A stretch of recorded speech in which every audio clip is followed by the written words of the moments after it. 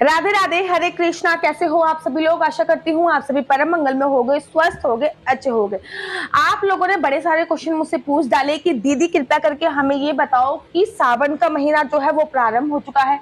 हम अपने बाल गोपाल लड्डू गोपाल को झूला यात्रा, जिसको हिंडोला यात्रा भी बोलते हैं, वो कब से प्रारंभ करें? पहली बात तो श्रीधाम वृंदावन में झूलन यात्रा को हिंडोला यात्रा बोलते हैं। हम कब से प्रारंभ कर सकते हैं? श्रीधाम वृंदावन में कब से ये त्योहार मनाया जाता है, कितने दिन का होता है, क्या क्या सावधानी बरतनी चाहिए, आदि सारी जानकारी आपको इस वीडियो के माध्यम से मिलने वाली है। तो सबसे पहले आप कुछ सभी को सावन प्रारंभ होने की अनंत और अनंत शुभकामनाएं। तो सावन प्रारंभ हो चुका है और सावन प्रारंभ होते ही चारों तरफ हरियाली छा जाती है। श्रीधाम वृंदावन में तो हर दिन एक उत्सव होता है। और अगर मैं बात करूं श्रावण मास की, तो अनेकों उत्सव श्रीधाम वृंदावन में बनाए जाते हैं। और वृंदावन में तो पूरा ही मतलब वृंदावन में एक लिस्ट होती है, लिस्ट में लिखा होता है कि इस समय हिंडोला उत्सव है और मुख्य मुख्य अतिथियों को भी बुलाया जाता है। अलग अलग मंदिर की अलग अलग रूल्स रेगुलेशन होते हैं। जैसे कि अगर मैं बात करूं सीधा सबसे पहले बिहारी जी के मंदिर की मैं बात करती हूँ, तो बिहारी जी के मंदिर में जो ये हिंडोला उत्सव है, अर्थात जो ये झूलन यात्रा है, वो केवल एक दिन की बनाई जाती है और वो हरियाली तीज से ही बनाई जाती है। क्योंकि श्री हरिदास जी का मानना था कि लाला बहुत ज्यादा छोटा है और अगर हम लाला को नित्य ही झूले पे रखेंगे तो लाला थक जाएगा। देखो हरिदास जी ने ना जितने भी त्योहार बनाए हैं श्रीधाम वृंदावन में, अर्थात जितने भी बिहारी जी से रिलेटेड कोई भी 30 त्योहार बनाए हैं, वो बहुत लिमिटेड अर्थात बहुत कम टाइम पीरियड के। इसकी बाकी बिहारी जी के चरण दर्शन एक बार होते हैं, बाकी बिहारी जी बंसी धारण एक बार करते हैं, बाकी बिहारी जी तीज पर एक बार हिंडोला पे बैठते हैं, बाकी बिहारी जी घेवर का भोग बाकी बिहारी जी को पूरे साल में एक बार लगता है, वो भी हरियाली तीज पर लगता है। बिहारी जी का जो हिंडोला उत्सव होता है अर्थात जो झूला महोत्सव होता है, वो एक ही दिन चलता है, वो हरियाली तीज वाले दिन चलता है। लेकिन मैं राधा माधव की बात करूं, राधा वल्लभ की बात करूं, या फिर राधा दामोदर की बात करूं, इस्कॉन टेम्पल की बात करूं, तो कहीं ये उत्सव 5 दिन चलते हैं, कहीं ये उत्सव 13 दिन तक चलते हैं और कहीं बलराम जयंती तक ये उत्सव बनाया जाता है। लास्ट बलराम जयंती तक ही होता है।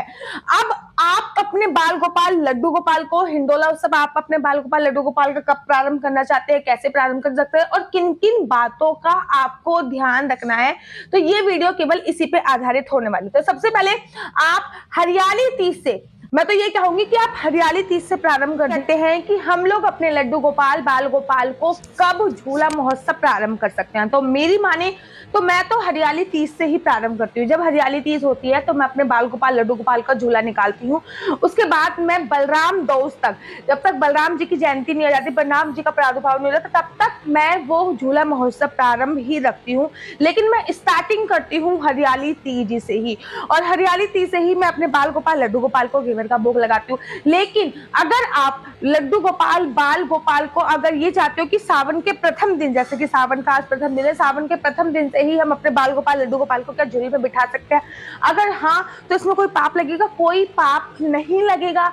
आपकी श्रद्धा के ऊपर निर्भर है, आपके भाव के ऊपर निर्भर है। देखिए बाकी बिहारी जी के मंदिर में एक दिन होता है हरियाली तीज पर, इस्कॉन टेम्पल में ये उत्सव 13 दिन तक चलता है, राधा माधव के मंदिर में 5 दिन तक चलता है, राधा वल्लभ के मंदिर में भी 13 दिन तक चलता है। तो हर मंदिर का अपना रूल्स रेगुलेशन अलग अलग है।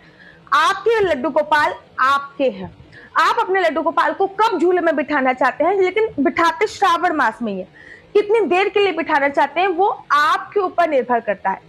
देखिए अगर आप पूरे सावन बिठाना चाहते हैं तो बहुत ज्यादा सर्वोत्तम है, लेकिन अगर आप पूरे सावन नहीं बिठा सकते हैं तो कम से कम हरियाली तीज से तो प्रारंभ अवश्य करिए। मैं हरियाली तीज से ही प्रारंभ करती हूँ और फिर बलराम जयंती पर ही मैं इस उत्सव को विश्राम देती हूँ।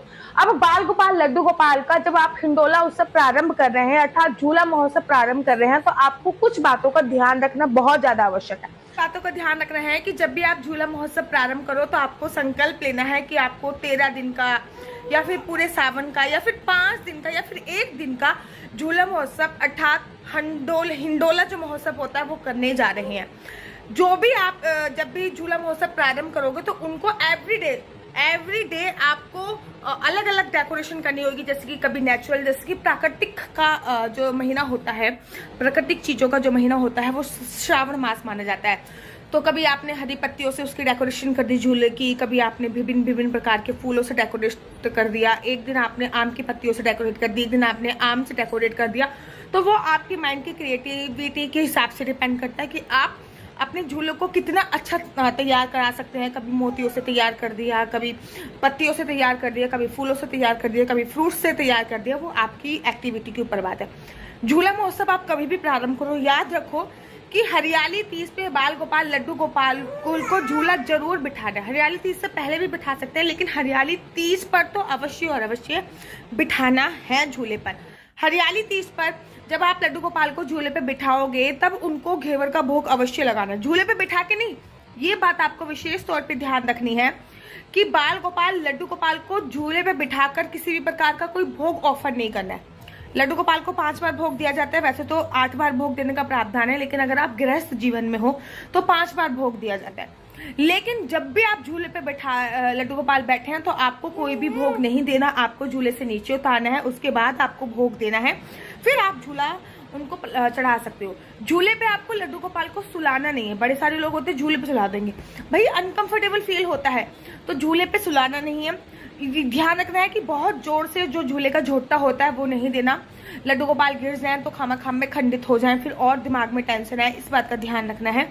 झूले पे बिठाकर आपको किसी भी प्रकार की बांसुरी अगर आप देना चाहते हो तो दे सकते हैं, और बांसुरी देनी भी चाहिए। झूले पे जब अगर आपने लड्डू गोपाल को बिठाया है तो उनके हाथ में बांसुरी रखिए या फिर उनके चरणों में बांसुरी आप अवश्य और अवश्य रख दीजिए। लड्डू गोपाल को जब भी आप झूले पे अगर हरियाली तीज पे बिठा रहे हो तो आपको हरे वस्त्र पहनाने अनिवार्य है।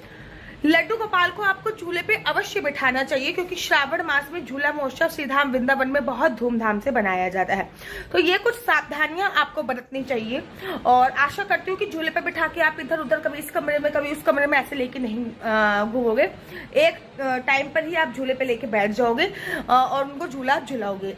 और रात शाम को 7 बजे के बाद बाल गोपाल लड्डू गोपाल को झूला नहीं झुलाना है, इस बात का भी आपको विशेष तौर पे ध्यान रखना है। तो आप अपने लड्डू गोपाल को कब झूला झुला सकते हो, कैसे झूला झुला सकते हो, झूला महोत्सव सावन में कैसे चालू कर सकते हो, तो ये सारी वीडियो मैंने आपको बता दी है। एक चीज मैं आप लोगों को और बताना चाहूंगी कि बाल गोपाल लड्डू गोपाल को चंद्रकला और घेवर का भोग सावन में अवश्य लगाया जाता है। तो आप भी चंद्रकला और घेवर का भोग अवश्य लगाइए। और देखो मेरी बिट्टो